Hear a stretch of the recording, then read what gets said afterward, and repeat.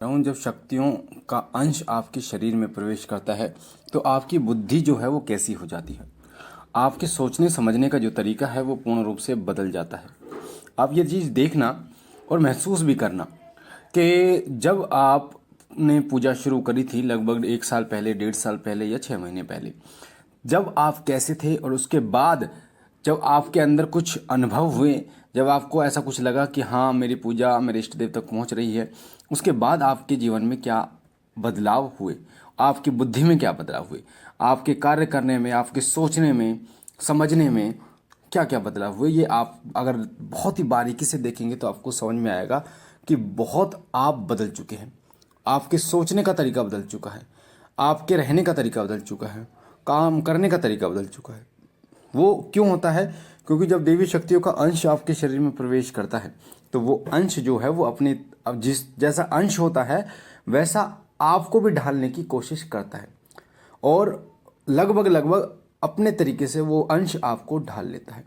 उदाहरण के लिए जैसे हनुमान जी की जो सेवक होते हैं, जब वो हनुमान जी की पूजा करते हैं तो ये गुण उनके अंदर स्वयं आने शुरू हो जाते हैं। जब हनुमान जी का कोई अंश उन व्यक्तियों के शरीर के अंदर, आत्मा के अंदर प्रवेश करता है तो उनके अंदर ये स्वयं आ जाता है कि ब्रह्मचर्य पालन करना, भगवा कपड़ा पहनना और दाढ़ी ना कटवाना, गुरु धारण करना, इस प्रकार के श्री राम नाम का जप करना, ये सभी गुण आने लगते हैं उनके साथ। तो जब शक्ति का अंश आपके पास आता है तो आपकी बुद्धि के साथ ऐसा होता है।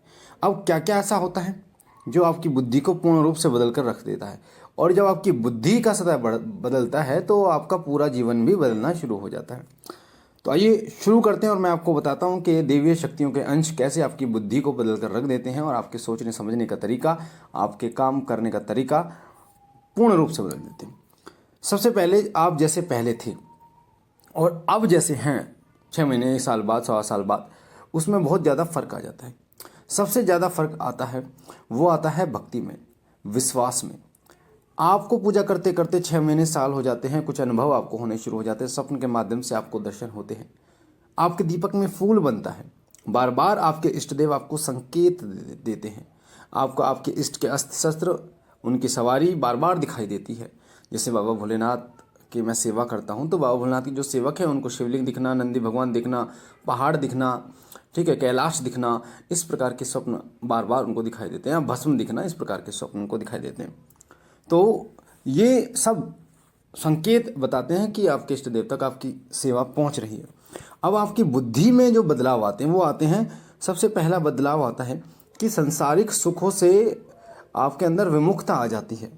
यानी संसारिक जो वस्तुएं हैं उनके प्रति आपका मोह धीरे धीरे खत्म होता चला जाता है। आज के समय में जैसे लोग अच्छी गाड़ी चाहिए, महंगी गाड़ी, महंगा घर चाहिए और ऐशो आराम चाहिए, बहुत सारी चीज़ें चाहिए लोगों को, पर जब देवीय शक्तियों के अंश आपके शरीर आत्मा में प्रवेश करते हैं तो आपके अंदर एक तृप्ति आ जाती है। आपके पास जो होता है आप उसी में ही तृप्त हो जाते हैं, संतुष्ट हो जाते हैं। अगर आपके पास गाड़ी नहीं है, केवल मोटरसाइकिल है, तो आप उसके लिए धन्यवाद भगवान को करते हैं कि भगवान ने आपको इस लायक समझा कि आपको ही प्राप्त हुई।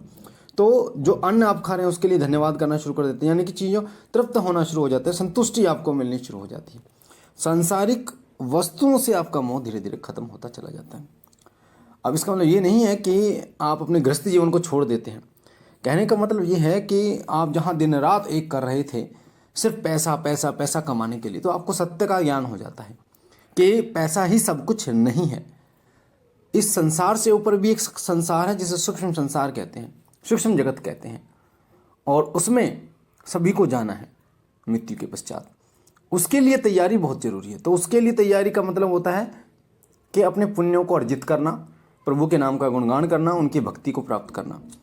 तो सांसारिक वस्तुओं से आपका मोह धीरे धीरे हटता चला जाता है।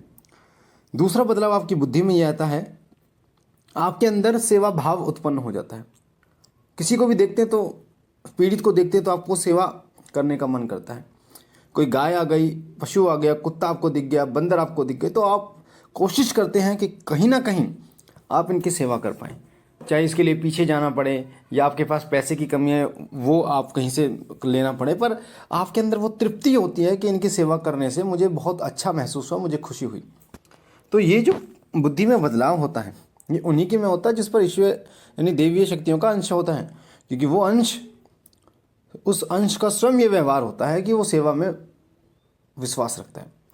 तो संतों की सेवा, गौ माता की सेवा, पशु पक्षियों की सेवा करना उसको सबसे प्रिय लगता है। जैसे अभी बहुत ज़्यादा गर्मी है तो पक्षियों के लिए पानी रखना, चुगड़ डालना, ये सबसे बड़ी सेवा होती है।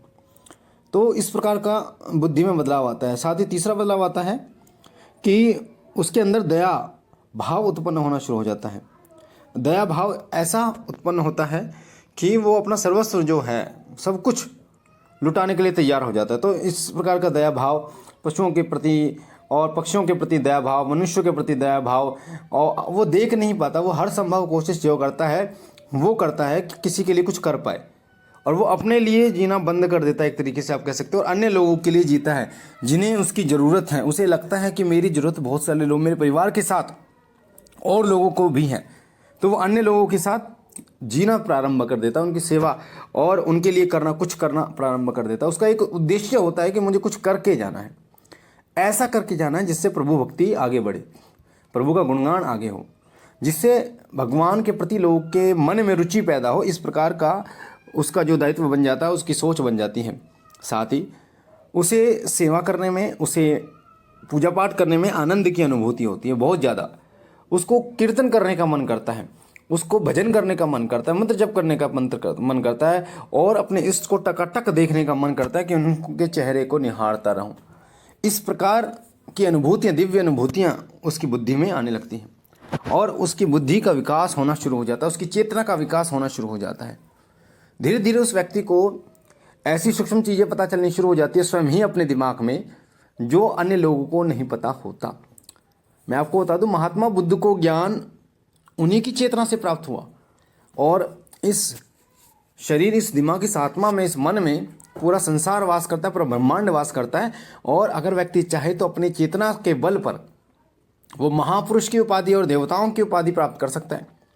तो इसीलिए जो इंसान अपनी चेतना को बढ़ा लेता है, और चेतना बढ़ती है देवीय शक्तियों के अंश से, ये अंश आपकी चेतना को उस लेवल पर लेके जाते हैं जिस लेवल पर आपको इतना ज्ञान हो जाता है कि प्रभु कौन है, संसार क्या है, कैसे करना चाहिए, कैसे नहीं। जो संत होते हैं बड़े बड़े, जब उन्हें देवीय शक्तियों के अंश प्राप्त होते हैं तो वो संत बनते हैं, और बहुत बड़े लेवल पर। जैसे उदाहरण मैं आपको बताऊं, महाराज परमानंद जी हैं जो मथुरा में रहते हैं, वृंदावन में रहते हैं परमानंद जी, जिन्होंने घर त्याग दिया था। उनके बहुत सारे वीडियो आपको देखने को मिलेंगे।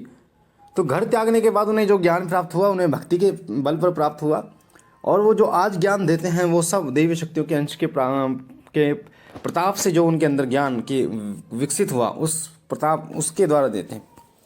तो ये सब आपके अंदर निहित होता है। तो इसलिए आपकी बुद्धि में बदलाव तभी से शुरू हो जाता है जब देवी शक्तियाँ के अंश आपके अंदर आने शुरू हो जाते हैं, और धीरे धीरे वो अंश बढ़ते चले जाते हैं। और वो अंश जब बढ़ते हैं तो आपकी बुद्धि की चेतना जो है वो बढ़ती चली जाती है, और आप एक दिव्य पुरुष के रूप में उभरना शुरू हो जाते हैं। तो मुझे आशा है ये छोटी सी जानकारी आपको पसंद आई होगी। पहली बार चैनल पे है तो चैनल को लाइक कीजिए, शेयर कीजिए, और शिव कृपा परिवार से जुड़िए। इसमें आपका कोई पैसा नहीं लगता। हमारा दूसरा चैनल, उसका लिंक डिस्क्रिप्शन में है, उसे भी सब्सक्राइब कीजिए, उसके साथ भी जुड़िए, ताकि पूजा पाठ से जुड़ी आपको पूजा पाठ से जुड़ी जो जानकारियाँ हैं वो आपको मिल सकें। बाबा भोलेनाथ आप पर कृपा करें, आदिशक्ति महाकाली आपके भंडार भरे, माँ दुर्गा आप पर कृपा करें। हम मिलते एक नई जानकारी के साथ, तब तक के लिए ओम नमः।